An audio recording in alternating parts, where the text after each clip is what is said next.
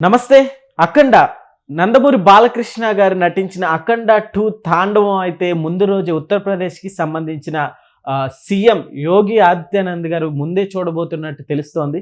So అఖండ అంటేనే మామూలుగా ఉండదు. సో దీన్ని ఇప్పుడు ముందే చూడడం కూడా మామూలు విషయం కాదు. సో దీన్ని ఒకసారి విశ్లేషణ తీసుకునే ప్రయత్నం చేద్దాం. ప్రస్తుతం మనతో జర్నలిస్ట్ జగదేవ్ గారు స్టూడియోలో ఉన్నారు. వెల్కమ్ చెప్దాం. Hello sir. Hi Zakir. Yes sir, Yogi Adityanath గారు ముందే చూడడం జరుగుతుంది అఖండ మూవీ. ఎలా ఉండబోతుంది? యాక్చువల్గా ముఖ్యమంత్రి యోగి ఆదిత్యనాథ్ గారు ఈ సినిమా నేను మొదటి రోజే చూస్తానని చెప్పారట. అంటే అఖండ 2 దానికి వచ్చిన క్రేజు అది చూస్తే అంటే మేబీ బాలయ్య గారు ఫస్ట్ పాన్ ఇండియా మూవీ ఇది అనుకుంటా. రీసెంట్గా ఒకటి వచ్చింది. ఆ సినిమాను కూడా ఒక మోస్తరు పాన్ ఇండియాలో చేశారు కానీ పూర్తి స్థాయిలో చేయలేదు. బట్ ఇది అఖండ 2 మాత్రం ఆ పాన్ ఇండియా లెవెల్లో తీసుకురావడానికి స్టార్టింగే ముంబైలో లాంచ్ చేశారు.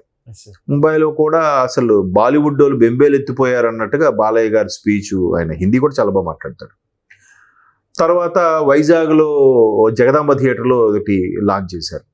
ఆ తర్వాత కర్ణాటక బెంగళూరు అవుట్కట్స్ ఏదో చిక్బల్లాపూర్లో ఎక్కడో చేశారు. దానికి కన్నడ సూపర్ స్టార్ శివరాజ్ కుమార్ వచ్చారు. శివరాజ్ కుమార్ గారికి బాలయ్య గారికి ఎన్నో ఏళ్ళ నుంచి కుటుంబ నేపథ్యంతో కూడిన అనుబంధం అయితే ఉంది. సో ఇప్పుడు మరలా ఉత్తరప్రదేశ్లో ముఖ్యమంత్రి యోగి ఆదిత్యనాథ్ గారిని కలవడం, ఆయనకు ఒక త్రిశూలం బహుకరించడం. అంటే ఆ ట్రైలర్లో కూడా ఏముంటుందంటే దీన్ని ఎవడు ఏమొచ్చినా ఏం చేయలేడు, ఎవడు దేన్ని పెకిలించలేడు, ఎప్పటికీ నిరంతరంగా ఉండేది సనాతన హిందూ ధర్మం అనేలాగా ఒక ట్రైలర్లో మనకు చూపిస్తారు. సో ఈ మధ్యకాలంలో సనాతన ధర్మం, హిందూ ధర్మం సంబంధించిన సినిమాలు ఏ వచ్చినా కూడా బ్లాక్ బాస్టర్ అవుతున్నాయి. మీరు కార్తికేయ నుంచి తీసుకోండి, కాంతార తీసుకోండి, కాంతార చాప్టర్ 1 తీసుకోండి, ఏది కూడా. సో ఇట్లాంటి సినిమాలు చావా కానీ హరిహర వీరములు కూడా ఓపెనింగ్స్ బాగానే వచ్చాయి, సినిమా పెద్దగా ఆడకపోయినా. సో ఒక రకమైన సనాతన ధర్మంతో కూడిన సినిమాలు రావడం నార్త్లో బాగా ఆదరిస్తున్నారు సౌత్ కన్నా. వాళ్ళేంటి అంటే మన వేదాలు, పురాణాలు, ఇతిహాసాలు వాటి ప్రకారము ఎక్కువగా ఇవి రియలిస్టిక్గా జరిగింది ఉత్తర భారతదేశంలోనే, దక్షిణ భారతదేశం కన్నా. సో దక్షిణ భారతదేశం ఒకప్పుడు అంత అడవులు చెట్లు అలాగే ఉండేదంట. కాబట్టి ఉత్తర భారతదేశంలోనే ఎక్కువగా జరిగింది కాబట్టి వాళ్ళు ఎలా ఫీల్ అవుతున్నారు, అరే ఇక్కడ జరిగింది బట్ సౌత్ వాళ్ళు ఎంత బాగా తీస్తున్నారు సౌత్ ఇండియన్ వాళ్ళు అని మరి కాస్త ఇంప్రెస్ అవుతున్నారు. బాలీవుడ్లో నార్త్ మీడియా అంతా కూడా అరే సౌత్ వాళ్ళు తీసినట్టుగా మీ నార్త్ వాళ్ళు ఈ బాలీవుడ్ వాళ్ళు ఎందుకు తీయలేకపోతున్నారు అని చెప్పి పైపెచ్చు విమర్శలు రాసేస్తున్నారంట పేపర్లలో. సో ఈ మొత్తం మీద అఖండ 2 పైగా బోయపాటి బాలయ్య కాంబినేషన్, ఇది 4వ సినిమా. ఇప్పటివరకు చేసిన 3 సినిమాలు కూడా బాలయ్య గారి కెరియర్ని, ఆయన చాలా కెరీర్లో చాలా బ్లాక్ బాస్టర్ చూశాడు, చాలా హైట్స్ చూశాడు. ప్రతి సంక్రాంతికి ఒక సినిమా వచ్చేది. ప్రతి సంక్రాంతి సినిమా బాలయ్య బాబుది బ్లాక్ బాస్టర్ అంటే నా చిన్నతనంలో. అట్లాంటిది బాలయ్య బాబు బోయపాటి కాంబినేషన్ అంటే ఇంకాస్త ఇమేజ్ పెరిగిపోయింది. ఫస్ట్ సింహ, అది ఒక డాక్టర్ వృత్తిలో ఉంటూ కూడా అన్యాయాన్ని సహించలేని ఒక డాక్టర్ క్యారెక్టర్.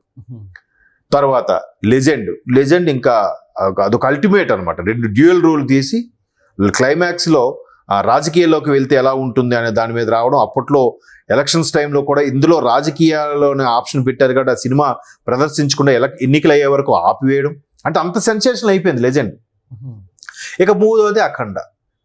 ఒక్కసారి ప్యానిక్ అయిపోయి ప్రపంచమంతా కోవిడ్తో ఇంటి పట్టున్న వాళ్ళకి థియేటర్లకు మళ్ళీ రప్పించేలా చేసింది అఖండ మూవీ. అది పైపెచ్చు నిజంగా బాక్సులు బద్దలైపోయాయి బికాజ్ ఆఫ్ తమన్ మ్యూజిక్. సింహాకి చక్రి గారి మ్యూజిక్, లెజెండ్కి దేవిశ్రీ ప్రసాద్ మ్యూజిక్, అఖండకి తమన్. ఇప్పుడు అఖండ 2 కూడా తమనే. తమన్ మ్యూజిక్ ఎలా ఉంటుందంటే నిజంగా అమెరికాలో థియేటర్లో బాక్సులు ఆ సౌండ్కి ఓఫర్స్ పగిలిపోయాయంట. ఇప్పుడు కూడా తమన్ గారు కూడా ఏమంటున్నారు, మళ్ళీ మీ ఓఫర్స్ మీ బాక్సులను కూడా రెడీ చేసుకోండి, ఈసారి కొంచెం పకడ్బందీగా గట్టిగా తయారు చేయండి. మీరు ఎందుకు ఈ మిగతా వాళ్ళు కూడా కంపోజ్ చేస్తున్నారు, బట్ బాలయ్య గారు అంటే నాకు తెలీదు, బాలయ్య గారు నాకు ఒక తండ్రితో సమానం, ఆయన సినిమా అనేసరికి నాకు తెలియకుండా పూనకం వచ్చేసి కొట్టేస్తా అని చెప్పి ఆయన చెప్తున్నారు. నారా భువనేశ్వర్ గారు కూడా ఒక కామెంట్ కూడా చేశారు, సారీ తమన్ అనాలా నందమూరి తమన్ అనాలా అన్నట్టుగా. అంటే అంతగా బాలయ్య బాబుతో ఎవరు కనెక్ట్ అయినా ఇంకా లైఫ్ లాంగ్ రిలేషన్ ఉంటుంది వాళ్ళతో అన్ని విధాలుగా. అంటే మాట్లాడేటప్పుడు కూడా ఇవాళ ముహూర్తం సరిగ్గా లేదమ్మా, రేపు 1 గంటకి ఆ టైం మధ్యలో ఫోన్ చేసి చెప్తాను. అంతగా ఫాలో అవుతాడు బాలయ్య గారు ఒక సిస్టమేటిక్గా. సో ఆయన చెప్పాడంటే అవుద్ది కూడా. అంటే మేబీ ఆయన ఉపవాస దీక్షణాపరుడో ఏంటో మరి తెలియదు, కానీ ఆయన కొన్ని చెప్పాడంటే అవి జరిగిపోతాయి బాలయ్య గారు చెప్తే. సో అట్లా అంత నమ్మకంగా అంత ఇష్టంగా ఎవరినైనా ప్రేమించారంటే బాలయ్య గారి ప్రేమ ఇంకా ఆయన నిజంగా ప్రేమతో చంపేస్తాడు ఆయన, అంతగా చూసుకుంటాడు ఆయన. సో అలాంటి బాలయ్య గారు అటు ముంబై అటు ఉత్తరప్రదేశ్ ఏదైతే పుష్పకి అంత క్రేజ్ వచ్చిందో ఇప్పుడు అఖండ 2 కూడా అలాంటి క్రేజ్ వస్తుంది. బాలయ్య గారు ఫస్ట్ పాన్ ఇండియా మూవీ. ఆ 60sలో అంత ఓపిక 60s దాటిన 6 దాటిన హీరోల్లో అంత ఓపిక అన్ని దగ్గరలకు వెళ్ళి లాంచ్ చేసి పబ్లిసిటీ చేస్తున్న హీరోలు ఎవరున్నారు చెప్పండి? బాలయ్య గారు తప్ప.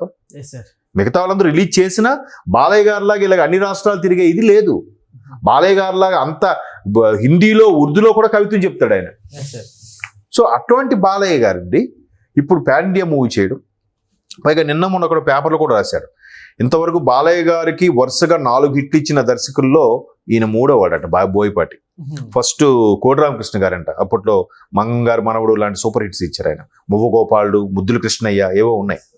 తర్వాత బి గోపాల్ గారు ఇచ్చారంట. బి గోపాల్ గారు అంటే మీకు చెప్పక్కర్లేదు, లారీ డ్రైవరు, రౌడీ ఇన్స్పెక్టరు, తర్వాత సమరసింహారెడ్డి, నరసింహనాయుడు, అవన్నీ మరి ఒకదానికొకటి మించిన బ్లాక్ బాస్టర్లు. ఇప్పుడు బోయపాటి బాలయ్య గారి కాంబినేషన్ సింహ, లెజెండ్, అఖండ, అఖండ 2. సో అట్లాంటి ఒక అన్స్టాపుల్ లాంటి ప్రోగ్రామ్ చేసిన, ఒక టీవీ షో చేసిన, ఏది చేసినా కూడా బాలయ్య గారికి బ్లాక్ బాస్టర్. సార్ ఇప్పుడు అఖండ 2 కూడా తాండవం ఎలా ఉండబోతుంది? పేరే తాండవం, క్యాప్షన్ అఖండ 2 కింద తాండవం. అంటే శివుడు, పరమశివుడు నృత్యంనే తాండవం అంటారు. అటువంటి దానికి ఈ సినిమాకి వాళ్ళ చిన్నమ్మాయి సమర్పణలో చేస్తుంది. అంటే సగం ప్రొడ్యూసింగ్ ఆవిడే ఉంది. ఆవిడ ఈ మధ్యకాలంలో ఒక జ్యువెలరీ యాడ్ చేసింది, అది ఒక సూపర్ హిట్. ఆవిడ అన్స్టాబుల్ ప్రోగ్రామ్ కూడా కొంత కాస్ట్యూమ్స్ అవి డిజైన్ చేసింది, అది సూపర్ హిట్. ఇప్పుడు సినిమాకి సమర్పణ చేయబోతుంది. అంటే ఒక భూము అది కదులుతున్నప్పుడు ఎక్కడికి మీరు చూడండి, ఏ జనరేషన్ అయినా ఎక్కడికి ఏ అకేషన్ కానీ ఏదైనా ఊరికే తీన్మార్ స్టెప్ వేసాడంటే జై బాలయ్య అనకుండా ఎవ్వడు స్టెప్ వేయడు. అది పబ్బ అవనివ్వండి, వినాయక చవితి అవ్వండి, దసరా అవ్వండి, సినిమా వేడుక అవనివ్వండి, ఎక్కడైనా జై బాలయ్య నినాదాలు రావాల్సింది. అదొక స్లోగన్ లాగా అయిపోయింది. ఇప్పుడు బయటికి మనం ఇప్పుడు వెళ్తే సనాతన ధర్మంలో జై శ్రీరామ్ అని ఎలా అనుకుంటారో, ఒక పండగ పుణ్యము ఒక అకేషన్ లాగా ఫైట్ చేసి, ఒక అకేషన్ లాగా ఎంజాయ్ చేసి డాన్స్ చేస్తున్నారంటే ఖచ్చితంగా జై బాలయ్య అనాల్సిందే. అంటే అంతగా చొచ్చుకుపోయాడు ఆయన. అంటే వయసుతో సంబంధం లేకుండా ఆడవాళ్ళు, మగవాళ్ళు, చిన్నవాళ్ళు, పెద్దవాళ్ళు, వయసులో ఉన్న అందరూ, ఆ కాలేజీ అమ్మాయిలు కూడా జై బాలయ్య ఆడుకుంటూ సరదాగా ఎంజాయ్ చేస్తున్నారంటే ఆయన దాన్ని ఆస్వాదిస్తున్నాడు ఆయన ఈ ఏజ్లో కూడా.